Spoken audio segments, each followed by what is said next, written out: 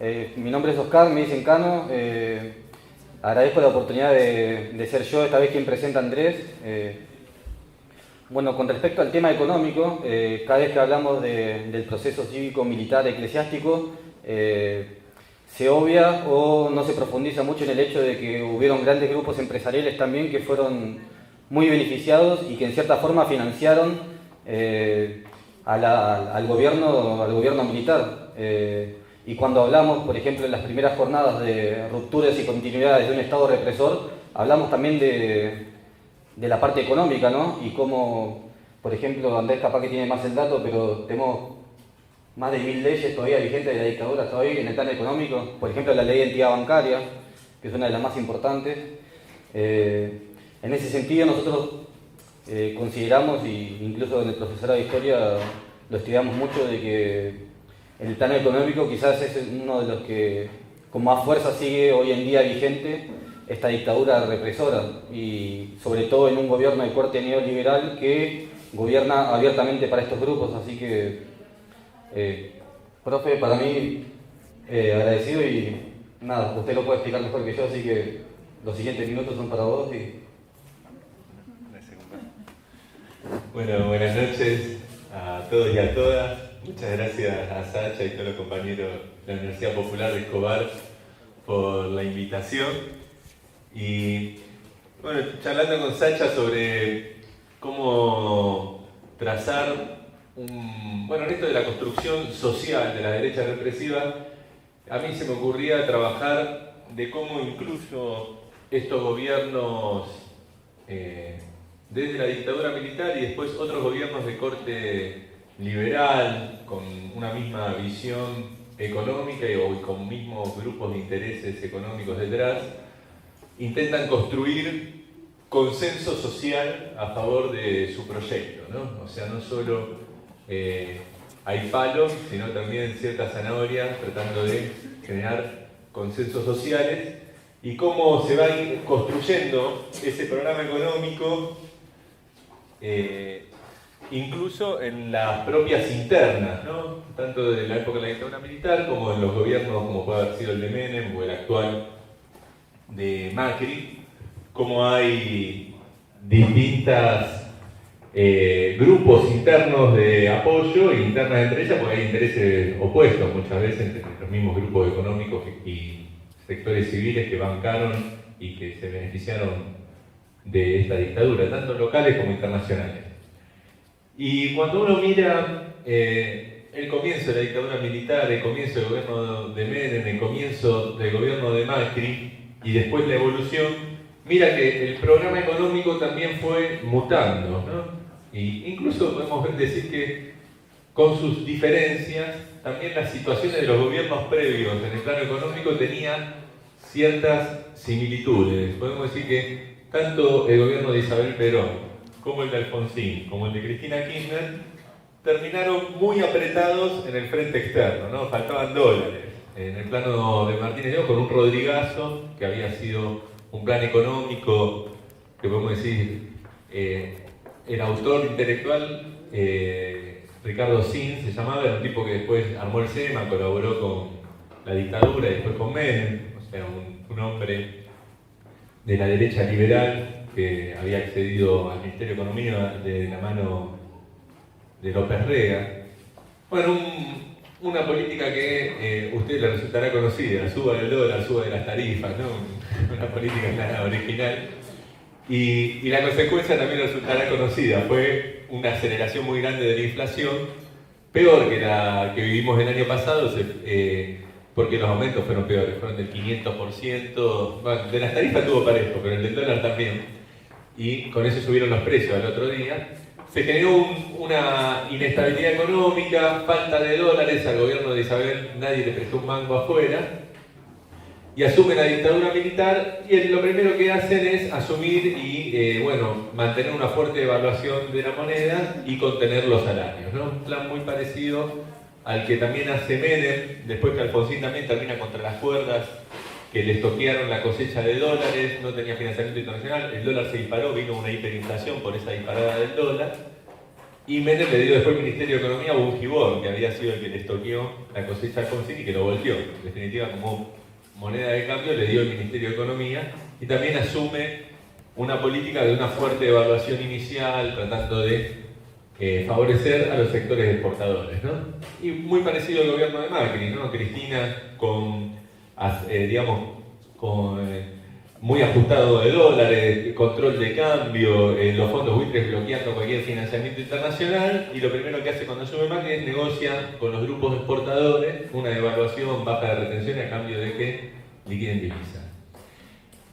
Sin embargo, en los tres gobiernos de este plan económico inicial, apoyándose en los grupos más exportadores primarios, después va mutando a otra política económica que nosotros le pusimos, yo dirijo un centro de estudio que es una cooperativa de profesionales, Centro de Estudios Calabrini Ortiz, le pusimos populismo financiero, ¿no? Porque siempre se habla de populismo para hablar de los gobiernos nacionales y populares, cuando en realidad no corresponde para nuestro entender, porque ahí, en todo caso, el aumento del consumo popular va acompañado de un aumento de la producción, no tiene nada de inviable.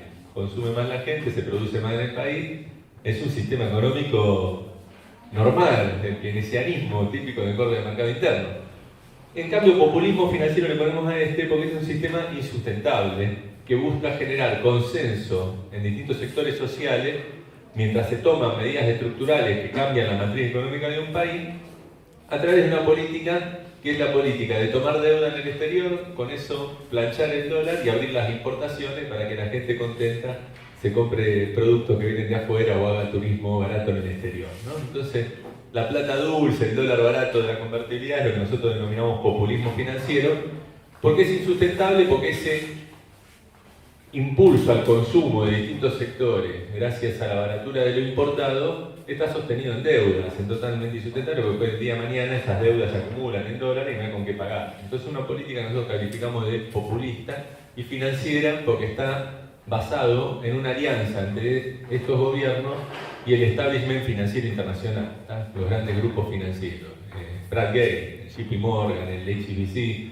en el gobierno de Macri, lo que fue Martínez de Oz en su alianza con el grupo Rockefeller, o lo que fue en su momento la alianza de Cavallo con David Mulford y el Citibank y otros bancos internacionales, ¿no? Entonces, hay una política, después de la política favorable a la, podemos decir, a la oligarquía primario exportadora, que es la etapa inicial, trae sus problemas. ¿Por qué? Porque genera una distribución del ingreso muy desigual y una falta de consenso social, ¿está? O sea, se beneficia el 1% de la población, mientras que el resto la ve pasar y se empobrece y ve cómo suben los alimentos, se queda atrás. Entonces, en el intento de reconstruir cierto consenso social a favor de estos regímenes, se hace una alianza con el establishment financiero internacional endeudando al país y se trata de buscar dos consensos. Por un lado, el dólar barato con la importación para generar, sobre todo en las capas medias, a veces el menemismo lo logró también en la capa baja y alta, cierto apoyo social, ¿no? El voto licuadora, el me compro el producto barato, el DN2, bueno, está la película Plata Dulce, pueden ver ahí la película 1 a 1, que es la versión menemista. Después vamos a hacer algún director tiene que ir preparando la que se viene. Y esta va a ser la tercera, siempre es peor, ¿no? Esa sabe cómo termina.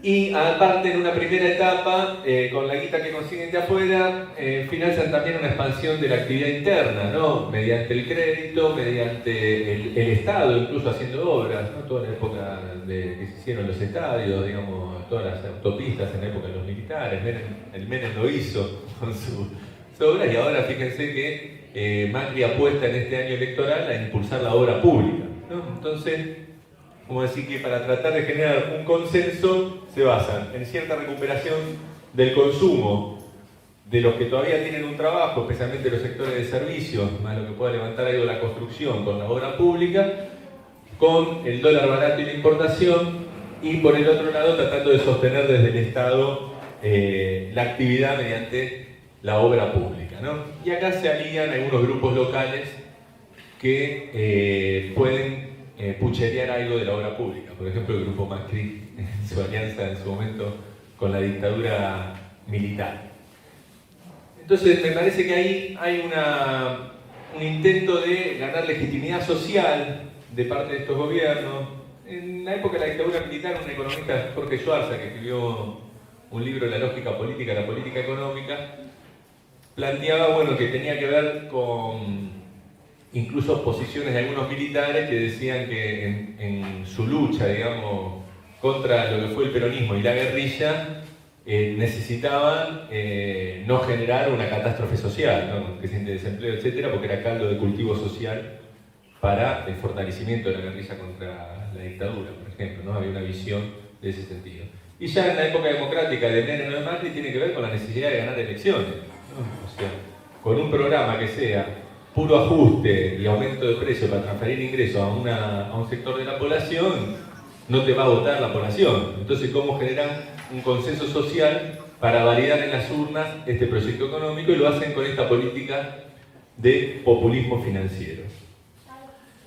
¿Cuál es el problema de esta política? Porque uno diría, bueno, mejor, te dan el dólar barato, me matan la construcción, ¿para qué estás llorando ahí diciendo que está mal? Bueno, el tema es que, como decíamos, la política populista pues se basa en el endeudamiento del país. Entonces, esto es, primero te ponen, digamos, unos mangos, vos te sentís bien, consumís, comprás, el tema es que se van acumulando las deudas y termina, más tarde o más temprano, en una crisis de incumplimiento de deuda. Terminó así la dictadura militar con la corrida cambiaria que terminó con la tablita de Martínez de Hoz, en el marco de después de la derrota de Malvinas, ¿no? Toda la crisis, no, un poquito antes terminó, pero después la corrida y la fuga de capitales en el marco de la derrota de la guerra de Malvinas, y la crisis y que se fundieron varios bancos, terminó así la convertibilidad con la crisis bancaria y la confiscación de depósitos y el camino que está trazando Mauricio Macri cuando uno mira los números de balance externo es básicamente dólar que entra de deuda, dólar que sale de fuga de capitales, o sea que nada de esa plata se está destinando a generar capacidad de repago. O sea que una vez que se sature la buena herencia que le dejó el kirchnerismo de un país desendeudado y lleguen de vuelta a niveles altos de deuda, no van a tener con qué pagar y ahí el consenso social, obviamente, a favor de esta política se acaba. El problema es cómo quedaste una vez que se acaba ese consenso social, porque mientras tanto esa política de favorecer importaciones destruyó sectores enteros de la economía nacional, de producción nacional, dejó gente desempleada que por ahí consigue una changa en otro lado temporalmente, pero cuando baja la actividad porque el Estado aparte no consigue financiamiento, se empieza a pinchar el consumo y se fugan los capitales, ya no, las changas no aparecen, ¿no? Y el desempleo crece cada vez más, y por el otro lado que dejan a un país totalmente endeudado y generan un nuevo factor de poder interno que son los grupos financieros internacionales, ¿no? Con las políticas de condicionamiento y el manejo en gran parte de la política económica nacional por estos grupos internacionales que te ofrecen un refinanciamiento para que no estalle tu economía a cambio de cada vez más medidas a favor de los intereses de ellos, ¿no? Entonces se construye una fuerte dependencia financiera que fue la que, por ejemplo, condicionó al gobierno de Alfonsín, básicamente, y le impidió consolidarse como proyecto político una vez vuelta a la democracia. Esto también tiene su teje y maneje de cómo se construye el poder al interior de este gobierno, que es interesante, pues, por ejemplo, de dónde surgen los ministros de Economía y cuáles son las chapas con las que se genera consenso. Porque si uno piensa en los intereses financieros, realmente, ahora los bancos un poquito más, pero cuando asumió la dictadura militar, el poder de los bancos en Argentina era muy limitado. En comparación con otros sectores, la oligarquía exportadora, los grupos de medios, las empresas de construcción, mismo el sector industrial, era mucho más fuerte en términos de oro. Sin embargo, la política económica termina girando a favor de estos grupos financieros, ¿no? Y uno dice, ¿cómo se construye esa influencia de un sector que internamente en la Argentina es débil en términos de la clase dominante? Y tiene que ver con sus vínculos internacionales. Y así como también se construye el superministro de Economía y su poder dentro de estos gobiernos, ¿no? ¿Cuál fue la chapa de Martínez de Hoz y de Videla, aliado a Martínez de Hoz, para consolidar esta política económica? Que faltaban dólares. Isabel Martínez estaba contra las cuerdas, corrida cambiaria, no había un mango, y lo que dijo Martínez de Hoz es: yo tengo la libreta con los contactos de los banqueros que hay que llamar para que la pongan. ¿Ah? O sea, es así de corta. Cuando asume Martínez de Oz, se reúne con Rockefeller en Estados Unidos y consiguen el mayor crédito de bancos norteamericanos, europeos y japoneses que había recibido la Argentina hasta entonces y estabilizan la economía de la dictadura militar. Cuando uno ve cómo se consolida Cavallo, es de la misma manera. Acuerda con David Mulford las privatizaciones de las empresas del Estado a cambio de un refinanciamiento de la deuda, hacen el plan Brady y logran parar la hiperinflación, se estabiliza la economía y genera consenso social a favor de eso y aparte a favor de su figura como ministro. Y si uno ve cómo quiere y cómo intenta generar consenso social ahora el gobierno de Macri, es muy similar. Un tipo como Pratt Gay, que tenía la agenda de grupos financieros internacionales, con Caputo, el segundo, el de finanzas, que es del HSBC, cierran un acuerdo, le ponen la papusa a los fondos buitres, digamos, consiguiendo después financiamiento para pagar eso, digamos, consiguen financiamiento para pagar y después empiezan a recibir créditos, con lo que logran ahora estabilizar el dólar durante todo este tiempo y ir bajando un poquito la inflación y entonces viendo si la economía se reactiva un poco el consumo y avanza para adelante. Me parece que ahí hay prácticamente como uno lo ve y es como una serie, una película, la tercera estamos viendo, siempre más mala, más aburrida, encima sabemos como que termina mal, pero bueno, por lo menos podemos sacar esas lecciones para ir precaviendo cómo se va a mover esto, ¿no? Porque si no, por ahí quedamos con una idea de que van a venir y van a generar solo palo y saqueo, y yo creo que nos quedamos con una visión limitada, porque van a tratar también de generar cierto consenso mediante estas medidas que yo denomino de populismo financiero. Si les parece, lo abrimos si quieren hacerlo más conversado de acá en adelante la charla. ¿Alguien que quiera hacer alguna pregunta, Andrés?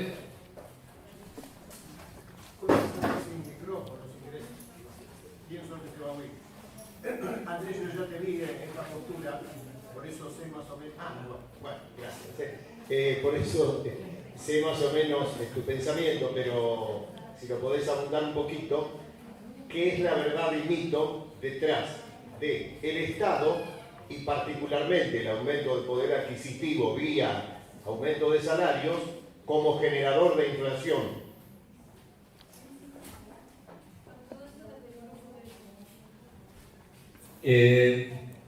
Mira, o sea, cuando uno analiza la evolución de los precios y de la inflación, es una cadena, ¿no? Aumenta el salario, el empresario lo pasa a precio, como aumentaron los precios, el trabajador pide aumento de salario, se retrasa el dólar, entonces los grupos exportadores piden que aumenten el dólar, aumenta el dólar, aumenta los alimentos, aumentaron los alimentos, aumenta los salarios, entonces los empresarios lo pasan a precio. Es una cadena, un ciclo, un proceso, donde la pelota va avanzando y cada jugador, digamos, lo va empujando un poquito. Decir que la inflación es de los salarios, como en esa cadena, agarrar a uno entre todos y decir, este fue que la pateó, digamos. En realidad es tomar a uno de ese componente y hacerle bullying y decirle fue el salario. Después están los otros que dicen fue el Estado, ¿no? También, no, fue el Estado, yo lo vi, emitió mucho. Es lo mismo, ¿está? El Estado, ¿por qué tiene que emitir mucho y gastar mucho? Y porque aumentan los costos de las obras, los maestros le piden aumento de salario, entonces las cosas también aumentan la inflación y tienen que aumentar el gasto, ¿no? Y sucesivamente. Entonces, mi posición es que el proceso inflacionario no es la culpa ni del sindicalista, ni del Estado, ni de los empresarios, voy a decir, en términos de que no, es también señalar, aumentó mucho los precios, sí, pero también al tipo le aumentaron los costos, los salarios, entonces hay un proceso inflacionario que tiene sus causas o su origen en algún momento y que después adquiere su propia inercia, ¿no? Se va moviendo como una pelota que tiene su complicación pararla, podemos decir. Una de las estrategias de pararlo es, matamos de hambre a la gente, cuestión que no pueda comprar más, los empresarios no venden un carajo, entonces bajan los precios, y los trabajadores ni en pedo piden aumento paritario porque hay un alto desempleo, ¿no? Es una estrategia. Otra es planchamos el dólar, planchamos las tarifas para bajar la inflación. Y otras son acuerdos sociales, ¿no? Pactos sociales para parar la bocha y negociar una distribución del ingreso que no sea pateando la pelota hacia adelante y corriendo el proceso inflacionario. así en resumidas cuentas.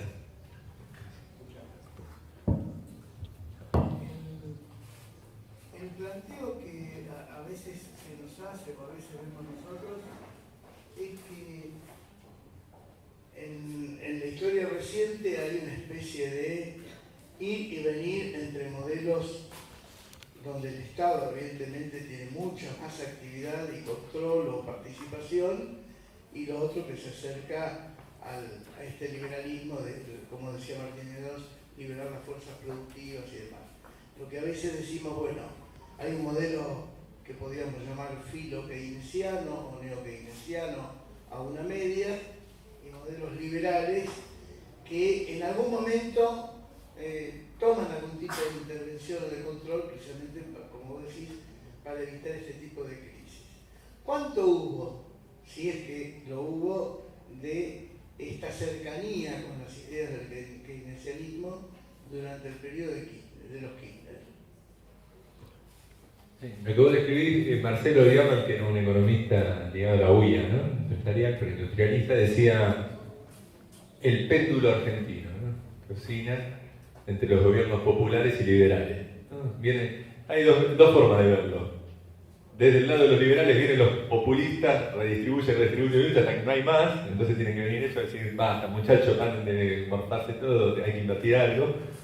Esa es como la ven los liberales, ¿no? Y nosotros, como la vemos, los liberales vienen, endeudan el país, lo estrechan, lo hacen mierda, y vamos nosotros, los mulos, a arreglar el autito que le hicieron poronga, y cuando lo ponemos bien a punto, nos piden la llave de vuelta, gracias pibe, ¿cuánto es? Nos pagan o no, y salen de vuelta a estrellarlo, ¿no? O sea, lo podemos ver en la visión que lo vemos uno y otro de cómo funciona este camino.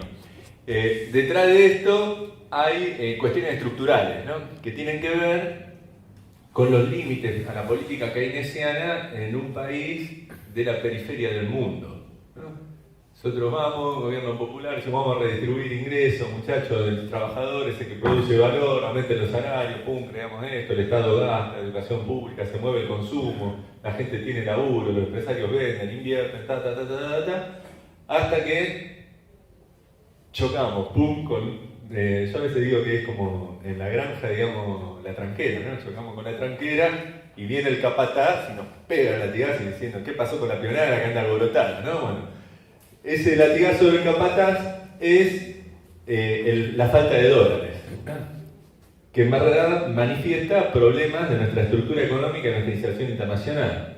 Queremos que la gente tenga laburo, consuma, los empresarios inviertan, pero bueno, el 90% cuando se compra un celular, el 90% viene de afuera, los componentes, un auto el 80%, la maquinaria la mitad viene del exterior, etcétera, etcétera. Las multinacionales que ganan plata mandan guita afuera, la gente ahorra en dólares, te vas a hacer turismo al exterior. Bueno, todo eso hace que no sea sostenible con lo que vendemos nosotros de poroto de soja, algunos tubos, petroquímica, un par de cositas más.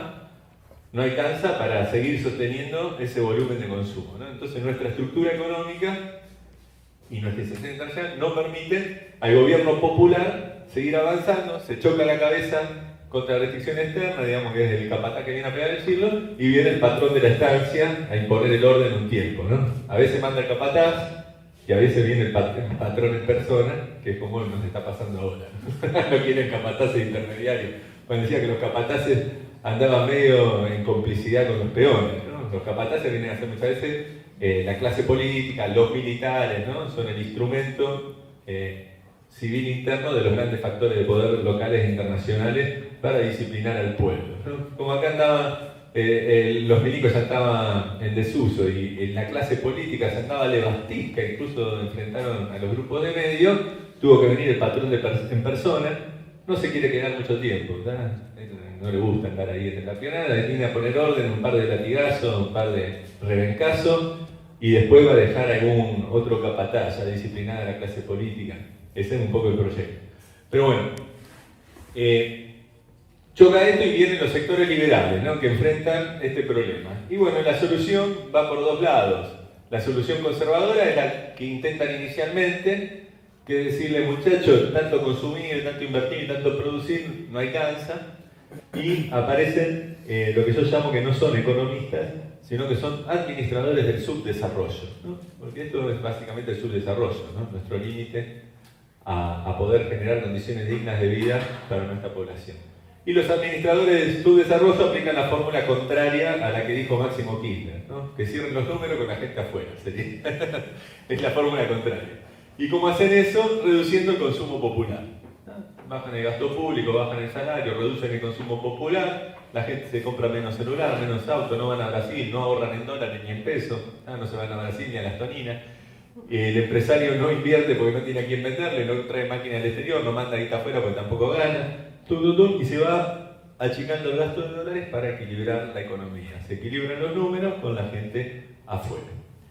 Como esto es antipopular, la otra política es la del populismo financiero, que dicen, no, ¿sabes qué pasa, hermano? Si aplicamos esto es lo que quisieran hacer los editorialistas de La Nación, o expertos.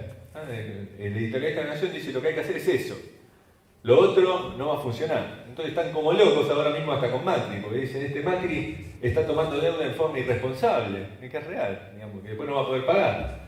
Pero del otro lado lo que le dicen es, no, gradualismo, tenemos que ser vivos, hay una elección de medio término, ¿no? Michetti la quiso suspender pero no pudo. Entonces, hacen la política de tratar de ese límite que habíamos encontrado al consumo por la falta de dólares. Dicen, ¿sabe qué? Yo tengo un amigo que es el dueño de la Estancia Mayor, que es una sucursal, que nos va a tirar unos mangos para darle un tiempo a la peonada, para también que no se ponga tan loca, digamos, le tiramos de paso un poquito, ¿no? Le invitamos un asado, que se mamen un poco, que no hagan lío, y tiramos un rato más mientras vamos desarticulando a los sectores levantiscos de los peones, ¿no? Y es un poco la política esta de populismo financiero, mientras van apuntando bien a quienes hay que darle para que no se vuelva a producir la rebelión en la granja.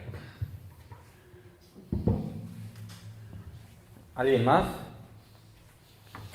Bueno, entonces yo tengo una pregunta también. Si bien dijiste ya que esta película ya la vimos un par de veces y esta es la tercera, estamos ya medios acostumbrados a esto. En este proceso inflacionario que tenemos hoy en día, sumado a la politización de la gente, las movilizaciones masivas que se están haciendo, docentes, empresas que están cerrando, ante una salida apresurada del gobierno de Macri, según tu visión, me gustaría saber, en el plano económico, cuáles serían las medidas nuevas o las nuevas medidas con más urgencia que debería tomar el Estado que se haga cargo del poder nuevamente ante una salida apresurada de este gobierno.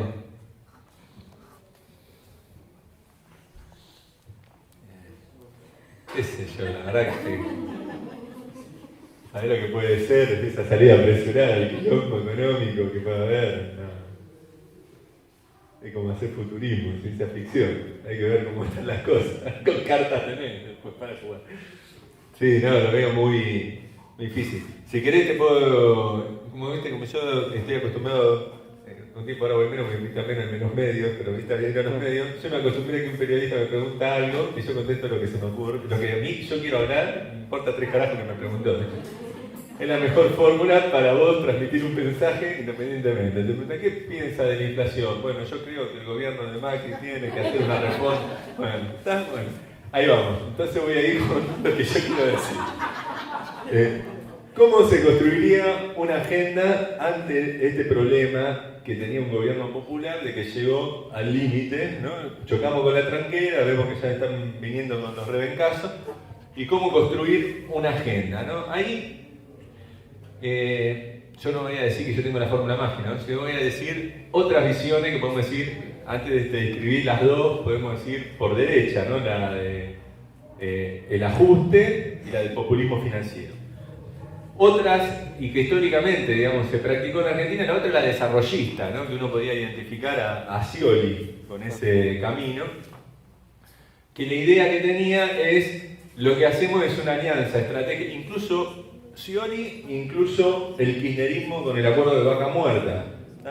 Lo mismo que no solo fue Frondizi, sino Perón con el acuerdo con la California, la empresa petrolera, que es una alianza con el capital transnacional para que vengan, metan guita en ciertos sectores que faltaban desarrollar y con eso tratar de sostener un poco más el proceso de crecimiento, ¿no? Eso es una, que podemos decir, la salida desarrollista clásica. Y creo que yo voy a incorporar otra, nosotros la discutíamos, yo en el marco de la campaña anterior, yo estaba trabajando con algunos sectores de compañeros con la idea del Ministerio de Economía Popular, ¿no? En toda la agenda, donde la idea era discutir el concepto de desarrollo, ¿no? Porque esa visión clásica desarrollista, o si queremos antes, el problema en gran parte del límite al intento de ampliar el consumo de los sectores de masas y generar crecimiento económico es que nosotros somos importadores de pauta de consumo, ¿no? El subdesarrollo, muchos lo ven por el lado de lo que no producimos, ¿tá? Nosotros no producimos bienes tecnológicos, no producimos maquinaria, no producimos esto, pero tiene la otra cara, que es que nosotros importamos de los países desarrollados su cultura de vida y de consumo, ¿no? Entonces, a medida que uno va subiendo socialmente, no quiere un auto, quiere uno para la compañera, para la mujer, otro para el hijo y otro al pedo para tenerlo ahí, quiere tener 3 celulares, quiere tener 4 computadoras, ¿está? O sea, 5 aire acondicionados, ¿viste? O sea, una cultura del hiperconsumismo norteamericano y europeo. El tema es que nosotros, imagínate, que ni bien un 10% de nuestra población llegó al nivel de consumo norteamericano, ya explotó, ¿tá? No pudimos sostener eso, entonces el otro 80% espera toda la vida, ¿tá? Y cuando pegó un celular festeja y después al tiempo se le rompe y ya pasó la buena y no tiene cómo conseguir otro porque no tiene un mango, ¿tá? O sea que es a los ponchazos viendo qué pucherean. Entonces, ahí hay otra discusión del desarrollo que tiene que ver con qué tipo de sociedad se quiere construir y qué matriz distributiva y de consumo, ¿no? Y qué es lograr una independencia cultural, no solo una independencia productiva, no es solo alcanzar a los países ricos en las capacidades productivas, sino también construir una matriz propia de consumo y de vida. El buen vivir, le dicen los pueblos originarios, y uno lo ve como diciendo, bueno, pero acá que vamos a andar como los pueblos originarios, haciendo, qué sé yo, homenaje a la Pachamama y todo eso, y decía, bueno, puede ser, con la Tupac Amaru, yo que vivo ahora en el Delta, tengo ahí unos cuantos que hacemos eso, pero tiene que ver con otra cuestión, porque yo te lo voy a poner más crudo y más alejado de lo que uno podría pensar en mí. Guillermo Moreno, el polémico secretario, yo decía que él era la filosofía del buen vivir peronista, porque en una conversación con un CEO de una multinacional, le dice, nosotros lo que queremos es que la gente tenga laburo, tenga su casita y que el domingo se pueda comer un asado. Eso es la ambición del buen vivir peronista, no la utopía peronista del buen vivir, para ponerlo en términos más concretos y nacionales, ¿no? Pero ¿qué implica eso? Que ese es el objetivo, ¿tá? Que la gente pueda tener su casita, salud, una educación, pueda comerse un asado. No queremos que tengan 20 celulares, 20 autos, que tengan casas Nordelta, que viajen a Miami. No es ese el objetivo. Bueno, eso es una construcción social muy difícil, ¿no? El subdesarrollo nace cuando irrumpen los países dominantes en los países del tercer mundo y le imponen, en cierta forma, pautas de vida que después los países del tercer mundo no pueden sostener para su población, ¿tá? Entonces la lucha yo creo que tiene que ir desde las dos manos, tenemos que construir, obviamente no significa esto que mañana vamos a renunciar al desarrollo de la electrónica y de otras cosas y nos vamos a privar de usar un celular porque están buenos, son útiles, ¿no? Está bueno, te mandas WhatsApp, te ahorrás, te llamás, sabes si siguiéramos haciendo señales de humo, estamos mal. No es eso, no es acción, pero sí una moderación y un sentido, ¿no? O sea, el hiperconsumo es una construcción de los países desarrollados para que no se pare su máquina productiva. Ahora, nosotros no tenemos la máquina productiva.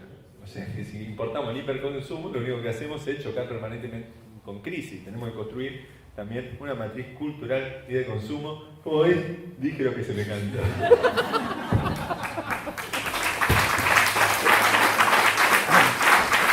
Por allá atrás hay otra pregunta.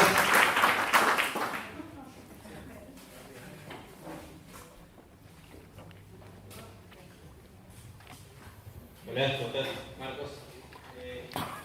La consulta es la siguiente, porque es como que no hay un horizonte claro, ¿no? En toda esta jungla.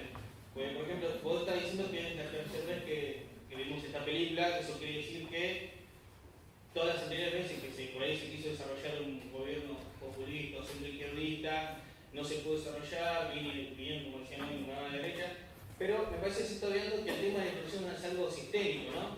O sea, no es porque un laburante va a reclamar un aumento de sueldo, va a haber inflación. Esa es la película que están contando hace un montón de años. El laburante quiere llegar a fin de mes y poder vivir, que vos bien lo explicaste.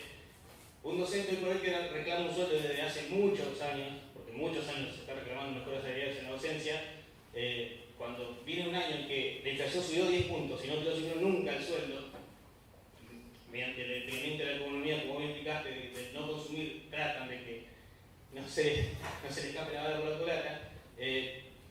No es un error caer en que va a haber o sea, que solo se va a arreglar o entender la economía y no que es algo sistémico propio del sistema capitalista, porque el laburante no es dueño de los medios de producción. Pero el laburante no es el que le pone los precios a los productos. El laburante se colabora todos los días y se compra y consume eso que producen lo que tienen esos medios de producción. Entonces, el tema de caer en esa trampa, ¿no? De que los aumentos de salario y todo eso provocan, como bien vos decías hoy, que son muchos factores, pero es sistémico, no es una cuestión de... Y también, obviamente, la economía argentina depende, ¿no?, de todo ese sistema capitalista en el cual prima la cuestión de lucro, porque también acá atrás hay una cuestión de lucro. O sea, si hoy por hoy se desarrolla minería a cielo abierto, como se vino desarrollando y decían que no pasa nada, está todo bien, hoy se ven las consecuencias de que no está todo bien. Si no conocemos la cláusula, por ejemplo, de la de Chevron, que nadie la conoce todavía, cuando fue una de las banderas, supuestamente algún por ahí ministro del macrismo que dijo que iban a decir que iban a mostrar las cláusulas de la ley de Chevron y tampoco lo hicieron porque no les convenía. Entonces, creo que ya caer tal veces en esa misma rueda es como que es un poco, como decías vos, no tener visión de claro y que podría haber una tercera posición. ¿Por qué no? O sea, si analizamos la historia y vemos que ya la tercera vez, bueno, hay algo que todos los gobiernos, la mayoría de los gobiernos del 83 hasta ahora fueron peronistas, supuestamente bandera peronistas, y Menem subió, por ejemplo, una bandera de peronismo, y de peronismo creo que no sé si replicaba realmente lo que quería Perón, qué sé yo. Todos lo vimos que no. Entonces, nada, como que no tener un horizonte claro respecto a eso deja mucho que desear. Y nada, el tema de que la inflación es así porque es sistémica y no es que hay una mano invisible que mueve la olla, ¿no? Acá hay nombre y apellido y hay empresarios atrás que son dueños de esos medios de producción y están ligados a multinacionales que, como decía, comentando por acá, son los que influyen en este repartija, ¿no? Porque hay que decirlo, la inflación es la redistribución negativa de la riqueza. Es así. Nada, solamente eso. Bien, voy a tratar de, para no olvidarme, porque fueron varias cosas. De la inflación, ¿viste? Yo no comparto esa visión, ¿viste? La comparto políticamente, porque como ellos le hacen bullying al laburante, nosotros decimos, no, fue el empresario, ¿entendés? O sea, lucha de clase y vamos a pararnos para negociar. Pero el proceso inflacionario es más complejo. El grupo económico concentrado en multinacional había en la época de Menem y no había inflación, ¿tá? Y la concentración del ingreso era brutal. Bueno, pero sí fue lo que pasó después. Aguantamos un cachito. Y durante el kirchnerismo hubo inflación con mejora en la distribución del ingreso. Entonces también es falso eso que dicen los medios, la inflación es el impuesto más regresivo. No, depende, hermano. A veces la inflación se da porque los laburantes están alzando la cabeza y están redistribuyendo a favor de los laburantes, y a veces la inflación se da porque son los patrones los que están alzando la cabeza y redistribuyendo a su favor. Pero el 21% del IVA nunca lo sacaron. O sea, eso es una medida recontra regresiva al salario de los trabajadores y eso nunca se tocó. Está bien, pero son, vamos por puntos, porque si no tiramos un montón de cosas. Pero quiero desarticular algunos lugares comunes, digamos. Yo creo en eso del proceso inflacionario, lo que dije antes. Lo del IVA, si querés te lo digo ahora. En su momento, cuando se evaluó sacarlo, lo que se dijo es: vos bajás el 21% del IVA, lo único que hace es que el carnicero se coma el 21% del IVA, ¿sabes? Porque los chabones nunca iban a bajar los precios.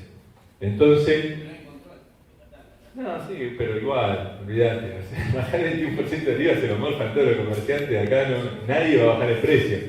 Lo que había era un proyecto que incluso, no sé si, bueno, que lo aplicó o lo iban a aplicar, no me acuerdo, Macri, parcialmente, que era un proyecto que venía de la gestión anterior, que nunca se ha implementado, que te devuelvan al jubilado que cobra un plan social el IVA en la tarjeta, como para que sea real que va a la persona. Sí, pero con una economía del 30% negro no podés devolver nada. Sí, sí, aparte beneficia a los grandes comercios por el pequeño, porque son los que están blanqueados. Y después, para que no me acuerdo lo otro que decía. Ah, bueno, no, pero con lo del salario. Mira, yo creo que con lo de la paritaria docente, como mencionaste el salario, yo creo que la política de Macri de este año, si bien tiene un tinte electoral con lo que dije del dólar barato y con la reactivación de la obra pública, tiene también una visión muy ideológica del proyecto de país, ¿no? Donde el populismo financiero es la forma de tratar de hacer relativamente soportable una transformación estructural de la Argentina, donde lo que ellos quieren es destruir lo que ellos llaman las bases del populismo. Antes era la base del peronismo, la base del populismo, que no es solo Cristina o Perón, sino que son los sindicatos, los empresarios nacionales protegidos, el Estado con la carga social, la seguridad social, son todas instituciones intermedias, podemos decir, de el populismo o el gobierno popular o el peronismo o el kirchnerismo, que en realidad algunos eran anti-kirchneristas, ¿no? Esos sindicalistas, todo eso, pero ellos, o empresarios nacionales protegidos, pero ellos lo ponen todos en la misma bolsa. Por eso dicen, el kirchnerismo o el peronismo existieron porque existieron esos factores sociales. Incluso, yo leo mucho los literalistas de la Nación porque yo escribo mitos económicos, ¿no? Entonces, imagínense, voy 230 mitos. Escribo todos los mismos en página 12. Entonces ya buscar mito es un laburo, ¿viste? Porque ya voy 230. Por suerte asumió Macri y tengo una buena, ¿no? Perdí laburo, me cuesta no tengo ingreso, me aumentaron el nafta, el peaje, la luz, pero por lo menos tengo muchos mitos, ¿no? O sea, y lo busco en el diario La Nación, digamos. Porque es como diciendo, ¿dónde voy a buscarlo? Para encontrar rápido voy al diario La Nación, porque ahí hay como una posición ideológica de los sectores más conservadores de la Argentina. Ahora me perdí, ¿a qué venía esto de los mitos del diario La Nación?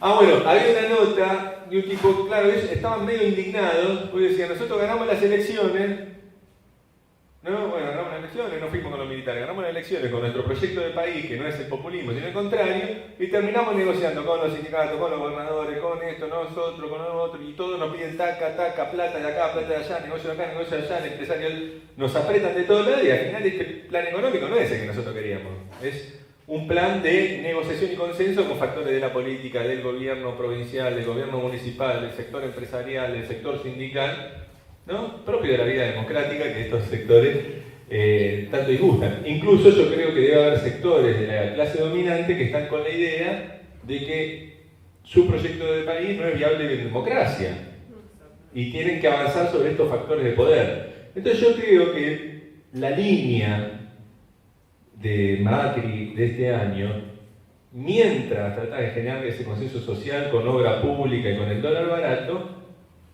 es de una lucha fuerte contra esos sectores intermedios de lo que ellos interpretan como que son las instituciones del peronismo. Que ya lo ven, eso en su forma de ver lo ven como el empresario corrupto y chorro que vive de la teta del Estado, el grupo Macri, digamos. Pero bueno, ellos llegaron así, pero una vez que llegaron no quieren que nadie más llegue, ¿no? Ellos ahora son liberales.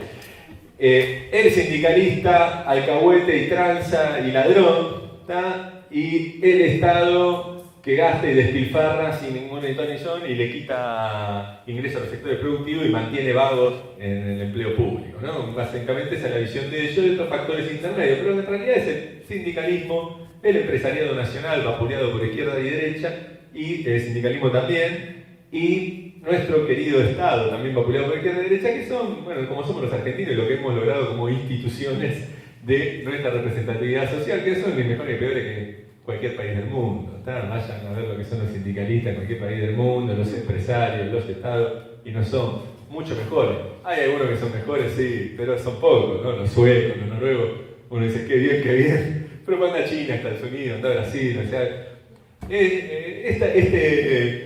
podemos decir, sindicalismo empresariado o Estado argentino, sí, tiene muchos defectos, pero podemos decir que anda tan defectuosa como la humanidad en general. Pero bueno, ellos apuntan, me parece, ahí. Entonces, mientras ponen el dólar barato, quieren destruir sectores de la industria protegida, por eso las notebooks, por eso distintos sectores que le abren la apertura importadora y les dan. No es por error, es porque su objetivo de política económica de largo plazo es que esos sectores no existan. Porque la industria protegida, ineficiente, que vive de la teta del Estado, de la protección, para ellos es parte del costo argentino que impide el desarrollo de los sectores primarios portadores y una inserción distinta del país. El sindicalista y el trabajo formal asalariado, con derecho de paritaria, con derechos sociales, esa es una institución a destruir. Entonces la pelea con los docentes, los intentos de flexibilización, no son errores. No es porque en un año electoral se pelean con los docentes, porque tienen una idea de ir a quebrar y darle la pelea al sindicalismo. Nosotros decimos, sí, ese sindicalismo es una cagada, vamos a marchar con estos gordos de la CGT que son unos tranzas, ¿no? Esa es la visión del otro lado. Pero sí, a ese sindicalismo tranza, detrás de eso lo que quieren destruir es el sindicalismo en general. Y los derechos sociales adquiridos para avanzar en una nueva regulación de las relaciones laborales, porque ellos dicen que hay que bajar el costo argentino. Y los economistas sabemos que el costo argentino, que ellos dicen que hay que bajar el costo argentino para que Argentina sea competitiva y pueda insertarse de otra manera internacionalmente, en economía el costo del otro lado es el ingreso, ¿verdad? Porque cuando el empresario paga el costo salarial hay un laburante que recibe el salario. Cuando el empresario paga el costo de un insumo de una industria protegida hay un empresario que vendió su producto gracias a la protección. Y cuando el empresario paga el costo de las cargas sociales o de los impuestos, está el Estado que recauda con eso y con eso paga la jubilación o hace una obra o una escuela. Entonces, la política de ellos decidida de bajar el costo argentino, ¿está bien?, es una política que es uno de los grandes objetivos del gobierno de Macri. Entonces, ellos van a tomar deuda, van a tratar de generar una sensación de bonanza con obras y con un dólar barato, y mientras le van a meter duro a los sectores que ellos quieren destruir para que de acá a 4 o 8 años, cuando explote la deuda, esos sectores estén destruidos y no se pueda reconstruir el populismo o las bases de una Argentina popular, ¿no? Entonces, ellos apuntan todos los cañones a destruir al sindicalismo, a la destrucción del Estado en la seguridad social, en las cargas impositivas y a la destrucción del empresariado nacional protegido que vive de la teta del Estado, que son para ellos los factores que contaminan la Argentina liberal, primaria exportadora, inserta en el mundo. Entonces, yo creo que este programa de ellos tiene cuestiones coyunturales electorales y tiene objetivos estratégicos de mediano y largo plazo, y eso explica por qué se ensañan con los docentes en plena año electoral.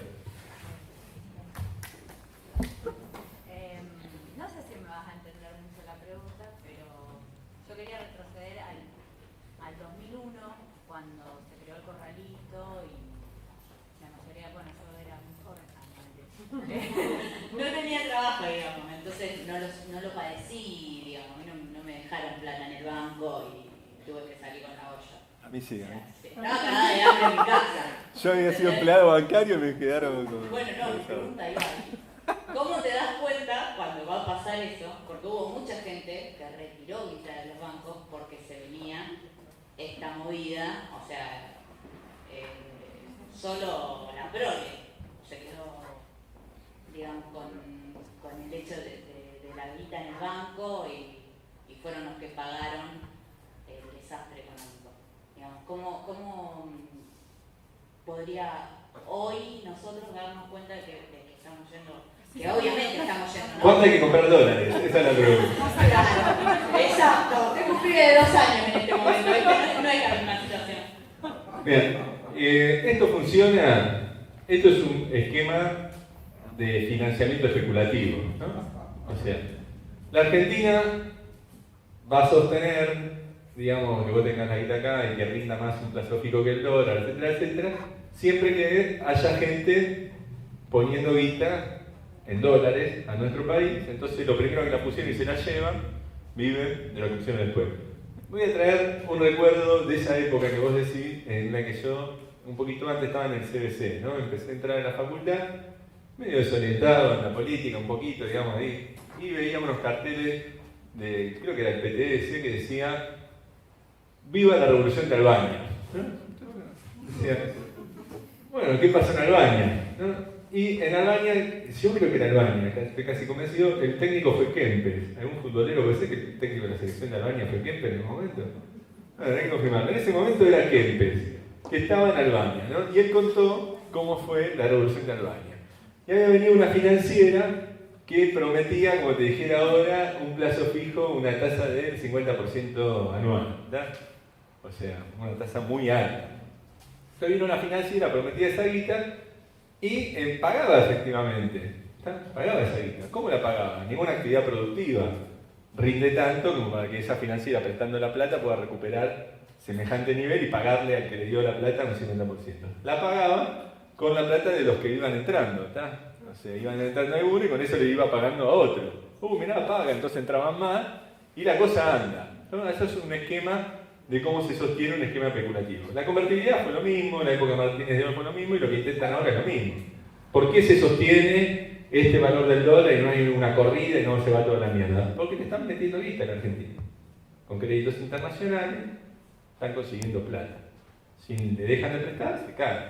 Como no le dejan de prestar, se sostiene. ¿Hasta cuánto se va a sostener y cómo? Bueno, eso es lo que todo el mundo quisiera saber. En Albania terminó mal, porque hasta el ejército había metido toda la guita de los sueldos, de la caja de seguridad social en esa financiera y los chabones cuando se la aspiraron se levantaron en armas y hubo una guerra civil que apoyábamos desde acá, desde el CBC. Bueno, ¿cómo puede terminar esto acá y cuándo? No se sabe. Hay que estar en el secreto y la sabe justo. No solo los chicos perdieron en el 2001, hubo un par de grupos grandes. Yo no me acuerdo qué empresa era, pero una que competía, una multinacional, no me acuerdo si era Walmart, una de esas, entraron, como te dijera, 3 meses antes a la Argentina, pum, pum, pum, pum, y se ensartaron de acá a la China. Pero obviamente están los que están en el secreto, ¿no? Vos me decís cómo la vemos ahora con esto, y es mucha incertidumbre. Hay muchos que ya se la están tomando. Porque toda la guita que entró del blanqueo se fue en diciembre y en enero. Se fueron 8.000 millones de dólares de fuga. Y el blanqueo trajo 6.000, 7.000. Fíjate, tanto alboroto, qué bueno el blanqueo, duró en 2 meses se la chuparon. Y en febrero fue parecido. Por ahora es más compra minorista, o sea que todavía actores grandes están jugando acá. La que te tiran todo y dice hasta las elecciones está todo bien. Después hay que ver cómo les va y a dónde se va el dólar. Pero eso hay que estar en el secreto para poder pegar el salto en el momento exacto.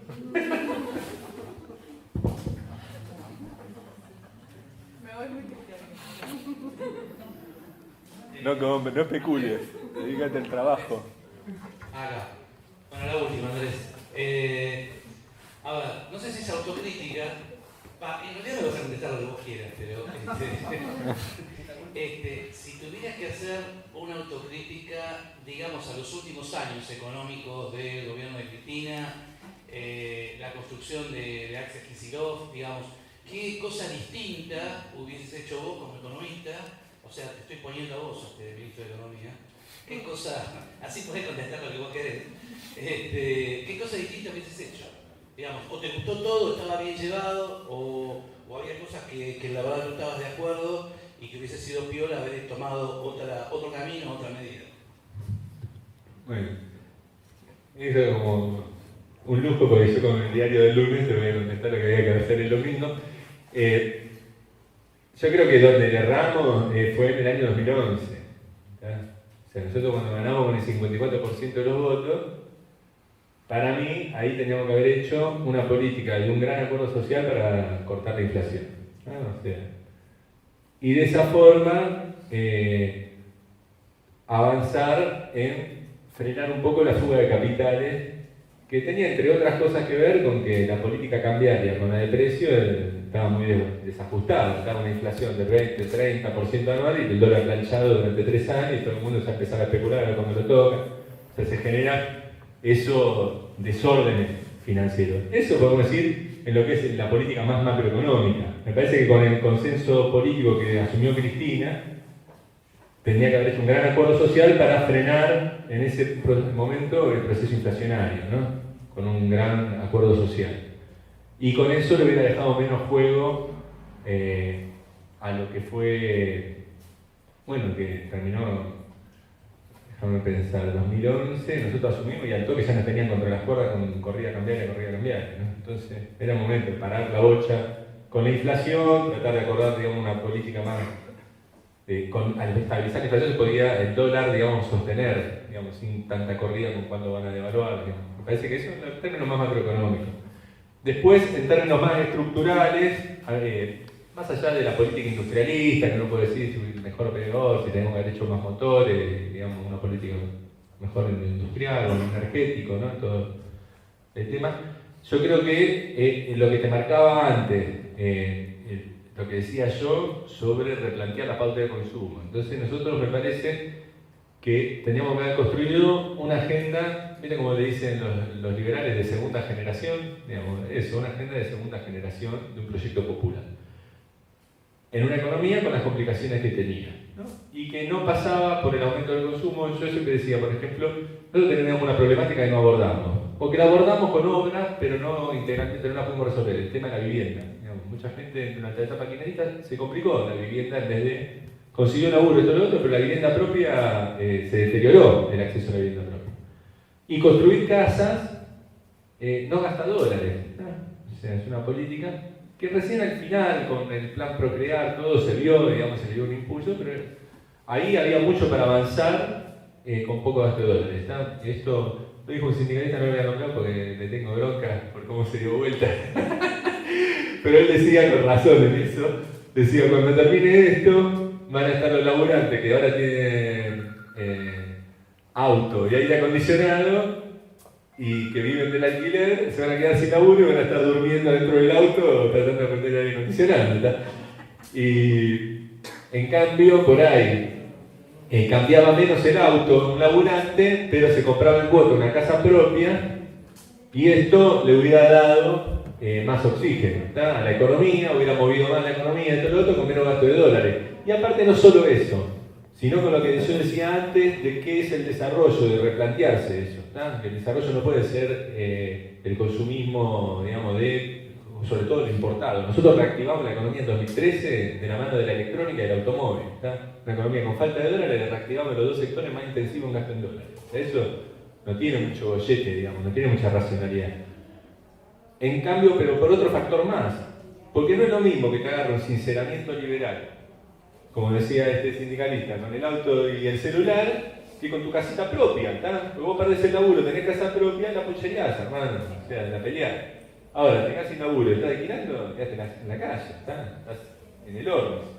Entonces, eso me parece un tema fundamental.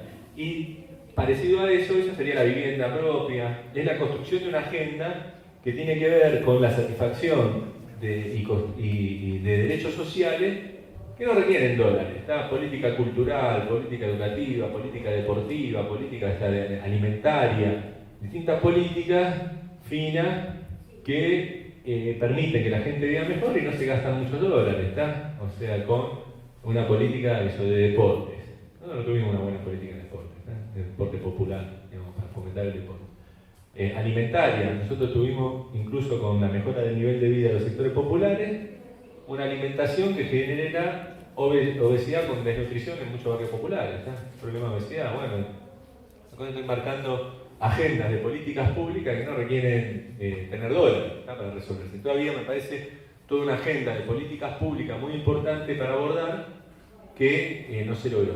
Y después, en otro plano, de las cuestiones de los derechos laborales. Nosotros construimos mucho sobre el imaginario peronista del sindicato, la paritaria, el trabajo genera derechos. Pero tuvimos un tercio de tipos que no consiguieron esos derechos, ¿verdad? Y que no conseguían empleo. Y que la economía ya estaba trancada en 2011 y no construía esos empleos en la cantidad que necesitaban. Entonces ahí me parece que también una agenda que se avanzó en algo con lo que fue las amas de casa. El estatuto del peón, digamos, era una buena idea, pero quedaba en los papeles, digamos, no hubo una revolución a nivel de derechos de los peones, digamos, ¿no? O sea, quedó muy en los papeles. De lograr eso, derechos sociales en sectores precarizados del empleo, están los cartoneros, los vendedores ambulantes, bueno, la ama de casa que se avanzó, ciertos trabajadores rurales, o sea, todo lo que construye, bueno, los talleres textiles, todo lo que construye los sectores de la economía popular, que hay que construir una agenda propia que les dé derecho, ¿tá? Que les beneficie. Incluso que les valide su accionar y les genere un nivel de construcción sindical o de organización que después no los echen como ahora los echaron y los cagaron a patada a todos los manteros, ¿tá? Si vos tenés una construcción de que los vendedores ambulantes tienen ya un régimen establecido, donde determinadas calles pueden vender, están establecimientos legales, tienen que pagar un costo, acceden a un monotributo social, una obra social, tener regulado esos sectores en vez de que se autoorganicen en forma mafiosa para tratar de sobrevivir, de construir después legitimidad para que no los avancen. Como un taxista podría ser un mantero, porque el taxista antes era lo mismo, era un chabón que salía con el auto a hacer viajes, y venía un gobierno liberal y lo cagaba a palo diciendo los taxis son ilegales. Entonces se construyó una agenda que ahora el taxista es un trabajador con derechos, que paga un costo para tener el derecho de manejar un taxi. Se reguló una actividad informal, porque es un cuentapropista, digamos, como podía ser un vendedor ambulante. Bueno, eso es construir derechos en los sectores de la economía popular, que no avanzan por sí solos, sino que hay que tener una agenda activa, que me pareció que ahí hubo mucha confianza, mucho descansar en los sectores que ya tenían preestablecidamente una organización por tradición, digamos, acordar los sindicatos tradicionales, pero no hubo una política fuerte de construcción de nuevos sindicatos, salvo el de peaje en ese pago de favores a Facundito González. No era él, no era. Bueno, les agradecemos a todos por venir y los esperamos mañana en el mismo horario de hoy para seguir con las segundas jornadas. Espero que les haya gustado y bueno, ¿alguna otra palabra, algo más que quieras agregar, algún cierre que quieras decir? No, bueno. La verdad no, pensaba qué bueno esta actividad, ¿no? Yo que viví en provincia, yo siempre fui de zona sur y qué bueno que se puedan construir estos lugares en el conurbano, que no estén siempre en el centro, ¿no? En la capital, en el Congreso. Por más que me salga más caro venir, igual fui por colectora, pero los peajes lo que... Bueno, muchas gracias.